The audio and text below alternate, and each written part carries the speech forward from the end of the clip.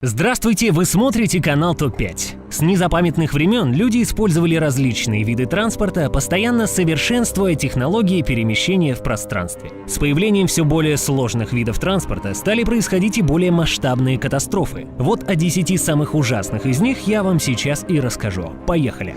Начнем с авиакатастроф. Самой страшной из них считается авария, произошедшая в 1977 году в аэропорту острова Тенерифе. Во время разгона на взлетной полосе столкнулись два Боинга 747, принадлежащих голландской и американской авиакомпаниям. Погибло около 600 человек. Самое удивительное, что самолеты оказались в Тенерифе случайно. Туда они были перенаправлены из-за накануне произошедшего теракта в крупнейшем аэропорту Канарских островов Гран-Канария. Поразительно то, что в том теракте никто не пострадал, но он вызвал цепочку событий, которые привели к столкновению двух самолетов на другом острове. Фактически, террористы, устроив теракт в одном месте, умудрились убить людей в другом.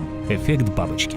Далее у нас идет самая нелепая авиакатастрофа в мире, которая произошла в прошлом году во Франции. На борту самолета Airbus A320 находилось 150 человек. Полет проходил абсолютно нормально и ничего не предвещало беды. А потом вдруг один из пилотов, а именно 27-летний Андреас Любец, решил покончить жизнь самоубийством, а вместе с собой захватить на тот свет всех пассажиров. У парня просто была депрессия. Когда второй пилот вышел в туалет, Андреас заперся в кабине пилотов один, направил самолет вниз прямо в горы, и вскоре произошло столкновение. Все 150 человек, находившиеся на борту, погибли.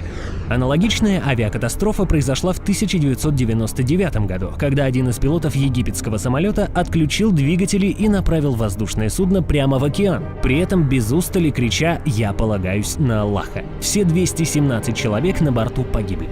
Далее у нас идет самая нашумевшая катастрофа дирижабля, произошедшая в 1937 году в Германии. Гинденбург был самым большим дирижаблем в мире на тот момент времени. В свой последний полет он отправился вечером 3 мая 1937 года. На борту было 97 пассажиров, стоимость билетов для которых равнялась приблизительно $400. 6 мая, завершая очередной трансатлантический рейс, при выполнении посадки на главной воздухоплавательной базе военно-морских сил США, капитан корабля сделал резкий левый поворот. Из-за давления, возникшего вследствие внезапного маневра, один из тросов дирижабля лопнул и разорвал газовый баллон. Вскоре Гинденбург загорелся и потерпел катастрофу. Крушение унесло жизни 36 человек.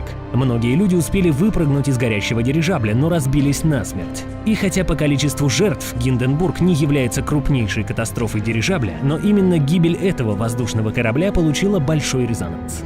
Далее у нас идут морские катастрофы. Все мы наслышаны о крушении знаменитого «Титаника», унесшего жизни 1500 человек. Однако по числу жертв это была далеко не самая страшная морская катастрофа. Гибель «Титаника» просто меркнет на фоне аварии на Филиппинах в декабре 1987 года. Большой пассажирский паром, перевозивший 4300 человек, умудрился столкнуться с огромным танкером, который перевозил более 8000 баррелей бензина и других нефтепродуктов. Оба судна начали идти на дно. При столкновении раздался взрыв, из танкера тоннами пылился бензин, и вскоре он загорелся на воде. На пароме вспыхнула паника. Самое страшное, что имевшиеся в наличии спасательные жилеты находились под замком. Пытаясь спастись, люди были вынуждены прыгать за борт парома, где на поверхности воды горело разлившееся топливо. Если при гибели «Титаника» люди погибали от холодной воды, то тут они погибали от горящей воды. Ну а добивало еще то, что пролив, в котором произошло столкновение, просто кишил акулами. Хищники не заставили себя ждать долго и вскоре набросились на тонущих людей. Как минимум 300 человек были съедены акулами.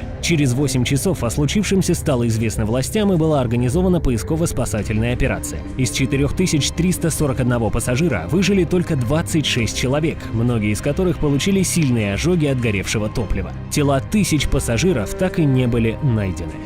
Далее у нас идут трагедии с поездами. Самой крупной железнодорожной аварией за 20 век считается катастрофа с поездом в штате Биха, произошедшая в 1981 году. Состав ехал по мосту через реку Багмати. В этот момент дул мощный ураганный ветер, который в конце концов скинул поезд с моста в реку. В течение 5 дней было обнаружено более 200 тел погибших, несколько сотен человек пропали без вести. Общее число погибших составило около 800 человек.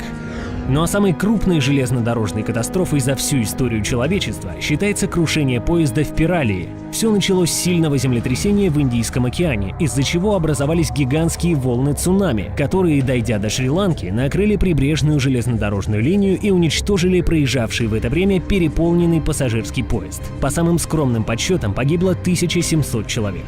Далее у нас идут катастрофы космических кораблей. Одна из самых масштабных трагедий в этой области произошла 24 октября 1960 года на космодроме Байконур, когда проводилась подготовка запуска тяжелой ракеты. Старт был приурочен к очередной годовщине Октябрьской революции, поэтому подготовка велась в авральном режиме, с нарушением практически всех возможных правил техники безопасности. За 30 минут до запланированного пуска произошел несанкционированный запуск двигателя второй ступени, и ракета взорвалась. По официальным данным, в пламени погибли 74 советских ученых и офицеров.